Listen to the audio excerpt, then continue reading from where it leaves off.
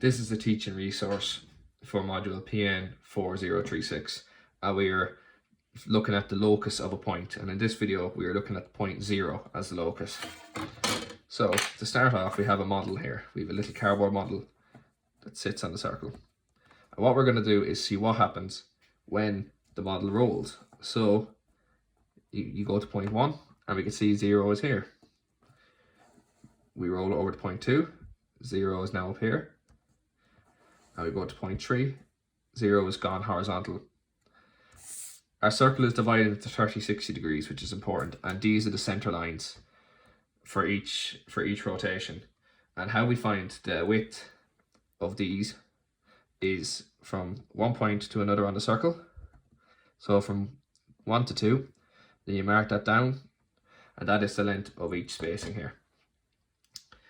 So when we have a divided circle of 30-60 degrees, we know from our model that when the model is rolled over to 1, that 0 is down at a 60-degree angle from 1, and the center point is at C1. So what you want to do is you want to get the radius of the circle. So you want to get the radius of the outer circle, put it on C1, and swing an arc where we think it's going to be. We know it's going to be down here roughly.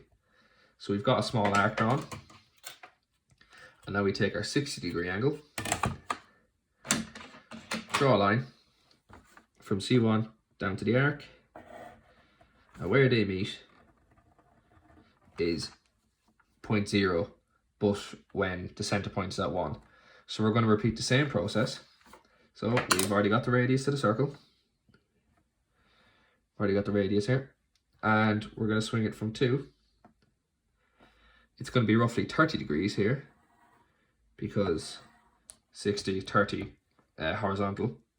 So we swung our arc, and we're going to make a 30-degree angle from point 2. And where that meets there, that's 0 and 0. That's 0, 1, 0, 2. And we know that on 3, from the model shown, we know that on center point 3, so when we move it over, that 0 is going to be a horizontal line. So it's just going to be on this line. So we don't need to swing an arc as such. We just need to take the radius. Take our radius and swing from point 3 just across the line. So that creates 3. Now we're going to repeat again. Point 4, we know it's roughly 30 degrees up. So we'll draw our arc from 5. We want to draw an arc a bit further up because we know it's 60 degrees, and 6, it's once again going to be vertical. So we're going to know it's going to be up here. And then we're going to go the whole way over to 7, where it'll be 30 degrees once again. I lost the radius there, so go back, make sure it's accurate, and swing an accurate radius. Right, so we have 0, 1 here, 0, 2 here, 0, 3 here. So now we're going to go off at a 30-degree angle from C4. I'm going to go up. That's 04. 60-degree angle from C5. So C5 up. C6 is going to be straight up as it's a vertical line. And then across to 7 again, we're going to be 60 degrees. So, here.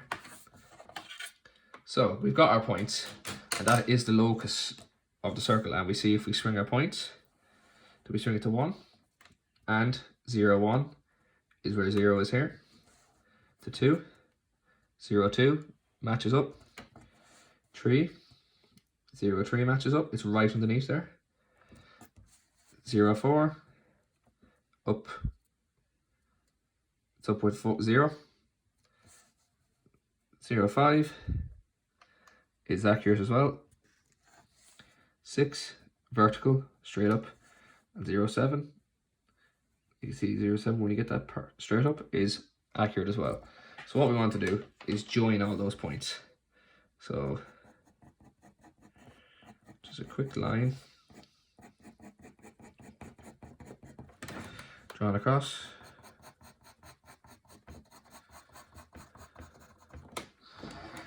And you can do this the whole way around the circle for all 12 points.